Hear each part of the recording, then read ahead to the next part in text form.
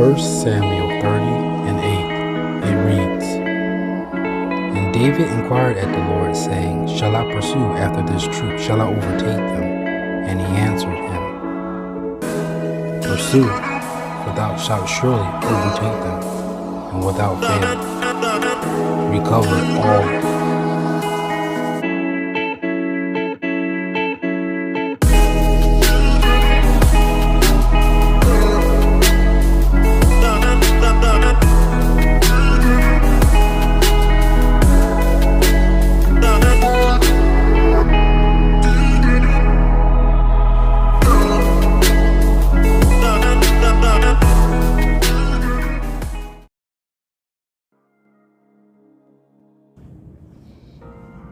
So I find myself asking, who do I have in my retinue right now that kind of is hearing what I hear and kind of feeling and seeing the things that I see right now? I'm asking myself this question.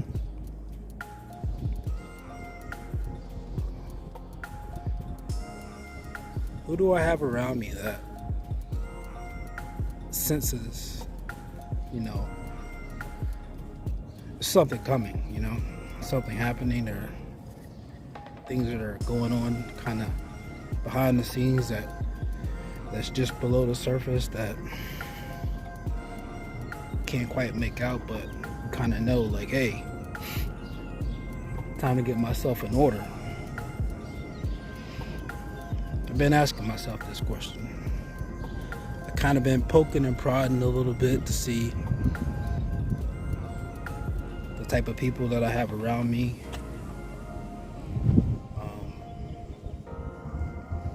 how people see the world, aside from all the noise and the rhetoric, the things that don't make any sense. I'm just wondering, who do I have around me that are asking themselves serious questions? Serious questions. I'm not seeing that many.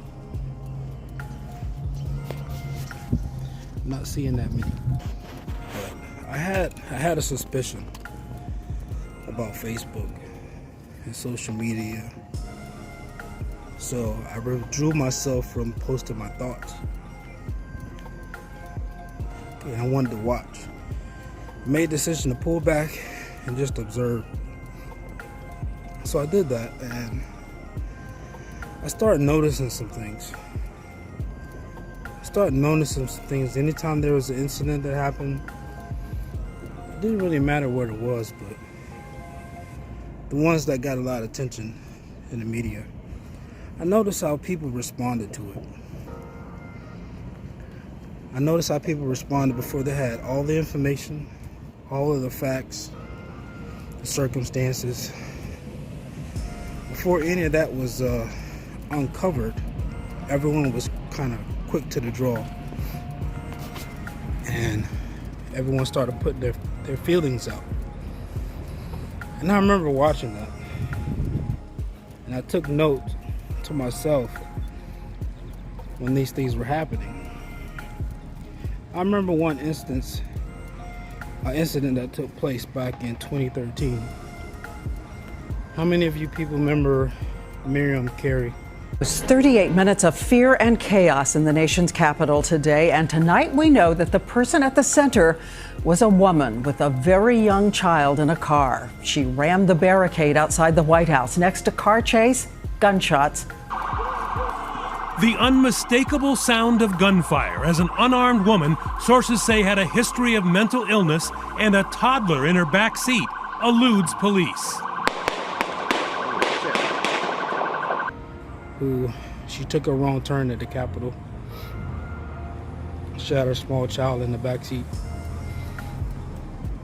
And, she was shot and killed by Capitol Police.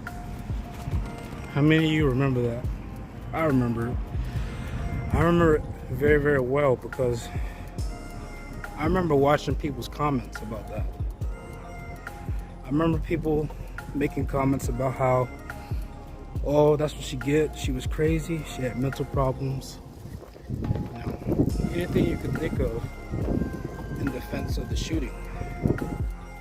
I saw it, and from people that I knew, or at least I thought I knew.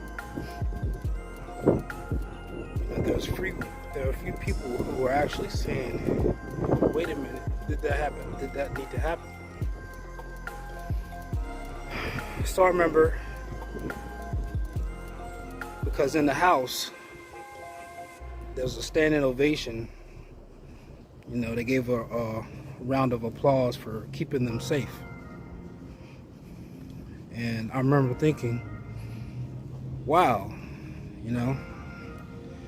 if the circumstances were any different, how would people react to it? And I want you to think about that instance that happened, and think about today, or last year, or any of the times that we've seen these types of things happen. And what would have been the response then? And I started thinking to myself, none of this makes any sense. None of it. All the things that we kind of find ourselves being swept off into, all the distractions, all the things that happen, I kept telling myself that this doesn't make sense if you think about it logically. So I started asking myself about time. Is time a real thing? And I'm sure you're probably asking yourself and saying to yourself, well, of course there's time. That's why we have a clock. We have a calendar. We have 4 seasons that dictate where we are throughout the year and the changes that we normally expect to see. The rebirth, the death, that whole cycle, the sun and the moon. You think about these things exist, but do they exist outside of here? Or is it a construct? I started wondering, is it actually a construct of the world we find ourselves in?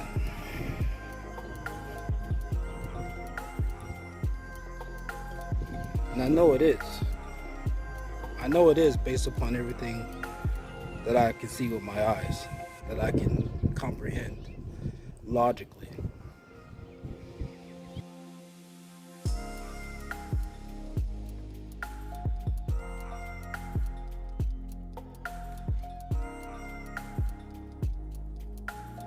There's one scene that we're gonna focus on today.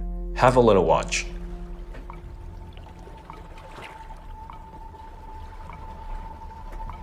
So what's so special about this scene?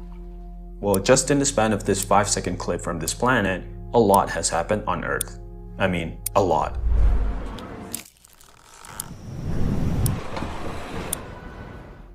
You might be wondering why.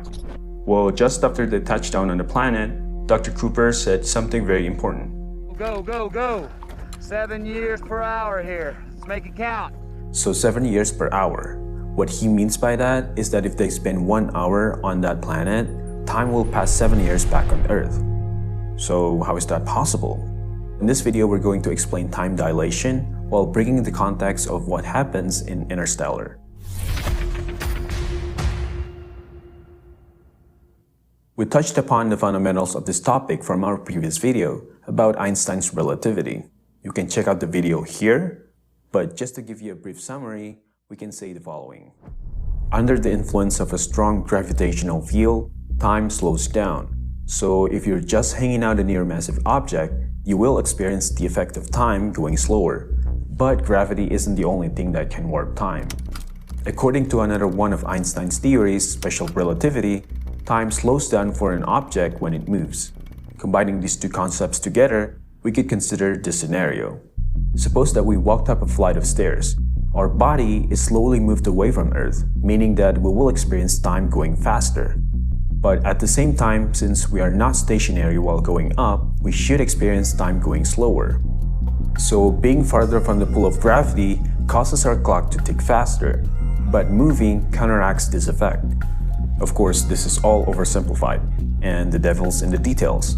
But let's not forget why we're here, talking about time dilation. You see, the Most High sits outside of time. He's above time. The beginning and the end.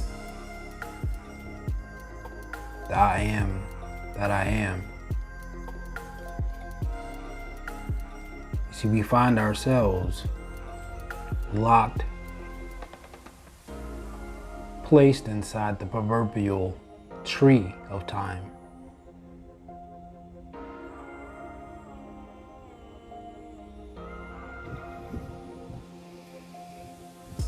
Everything we endure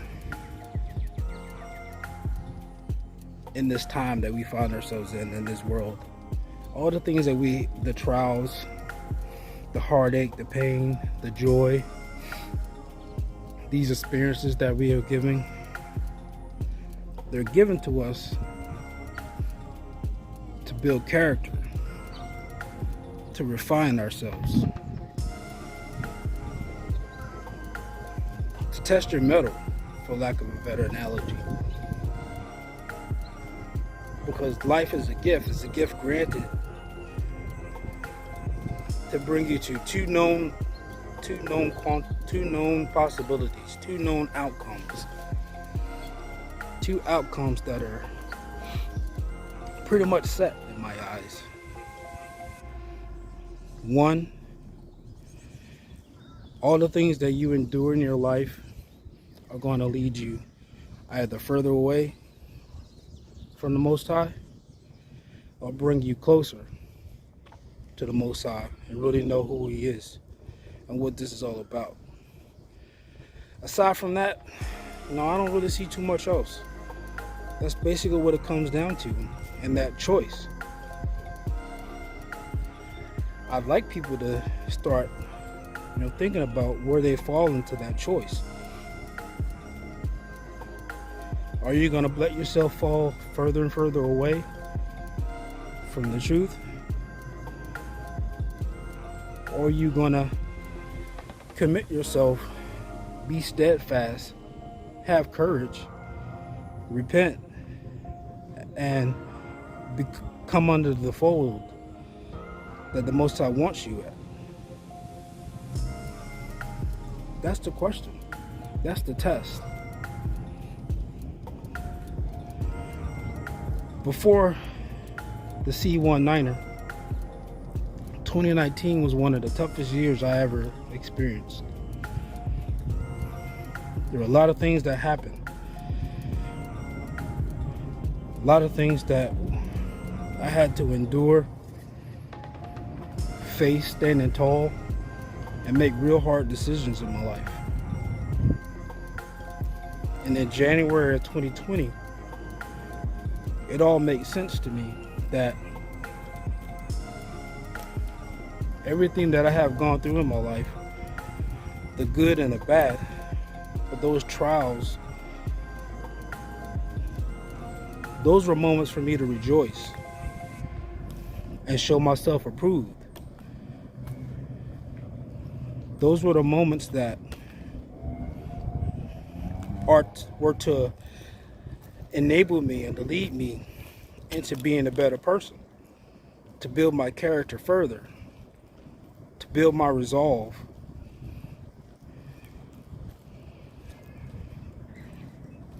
to be righteous as much as I could be.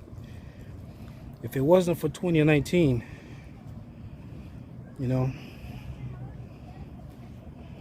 I'm not sure if I would have been ready for what was to come later that month.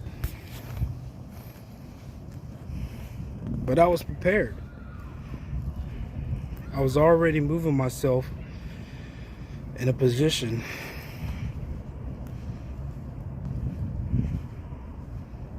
to know to know my footing, to know where I was supposed to stand.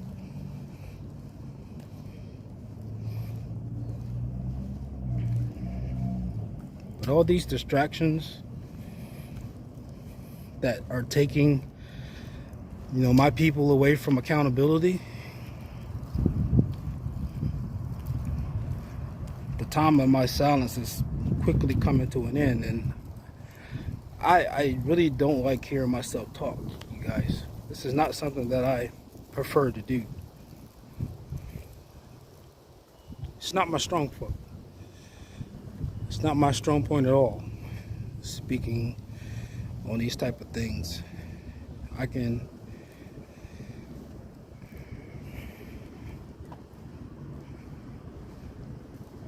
but it's something that I have to do. So I try to do it when the time's right, because you have to be careful. You got to be careful out here. You gotta be smart with your moves. But my people perish for lack of knowledge. It's true. We're in the world today where we're allowing ourselves to worship criminals, or people who do wrong things, or people who are walking in an unrighteous way. Anytime a person loses their life, yes, we should mourn that. We should seek some type of justice for it if it's in the wrong. However, when we see activity that is unbecoming, it's our job to say something as a community. And I haven't seen that happen. I haven't seen that happen. In pockets, yes.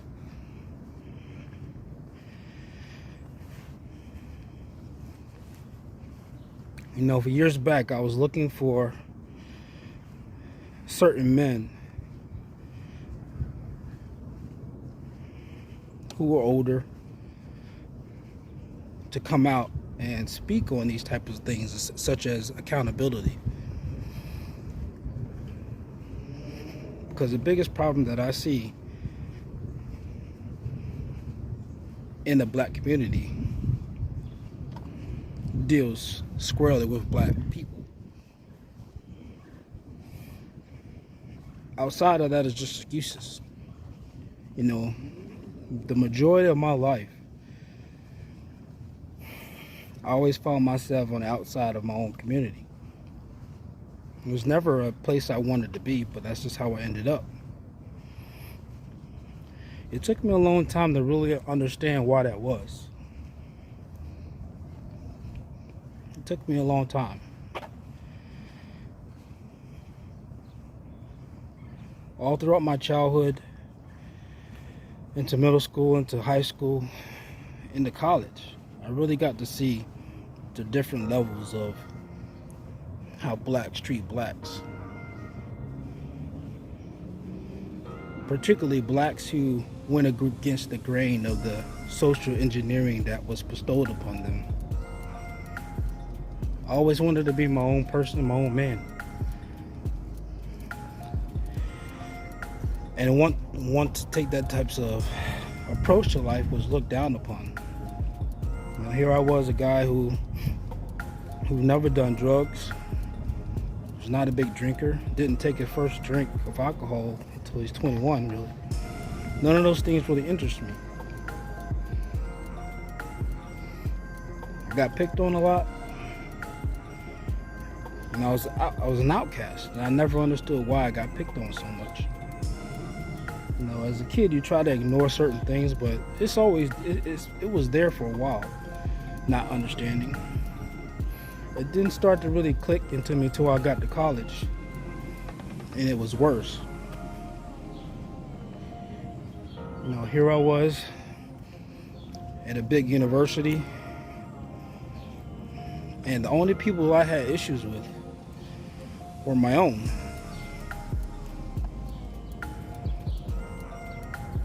Then it started to click. The whole social engineering of society as a whole, but particularly to black people, black men and women. See, contrary to the belief that people held about me and the assumptions that they had, I love my people more than you'd ever know. Because I always knew in my heart how we should be walking. We should be walking upright. Righteous people, spiritual people. accountable people like we once were.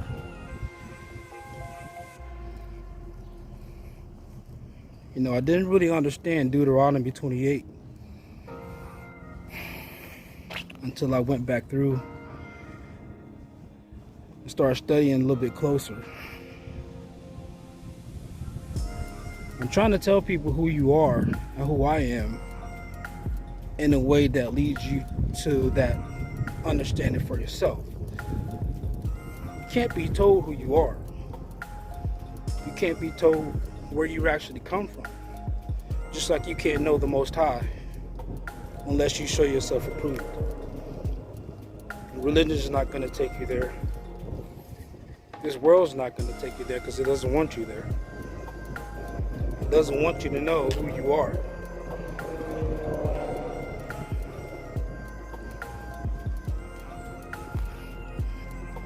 So I try to show people who I am and who they are in my walk.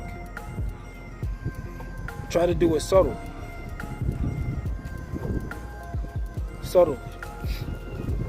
In hopes that they'll take the opportunity for themselves to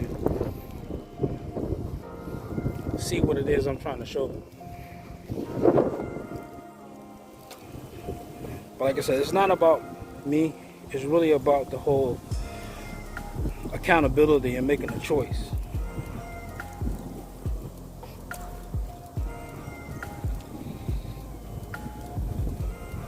It's only going to get harder. It's only going to get more difficult from here. The grace period is running out quickly.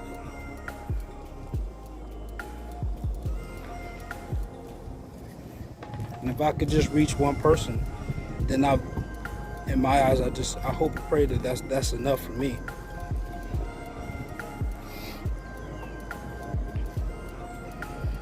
Because when you go through this walk, you make your choice, you see the goal that you want for yourself. And like a laser beam, you just want to focus on that and the end result, blinding it all out. Because chaos is just going to continue to consume this all. And people got to be focused. You got to be focused out here. You got to be wise. You got to be careful how you move.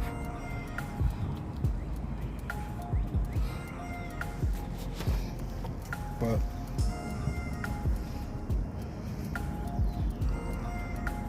approaching these topics are difficult in that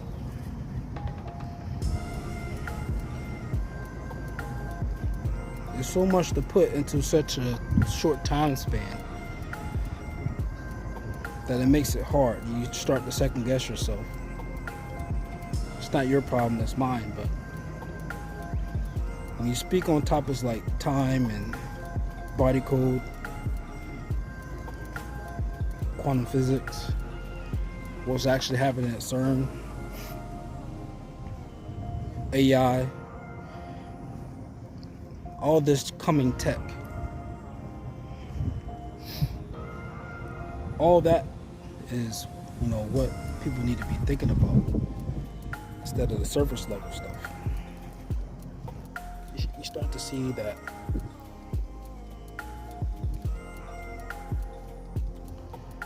it's a setup. What you want to do is prepare yourself now.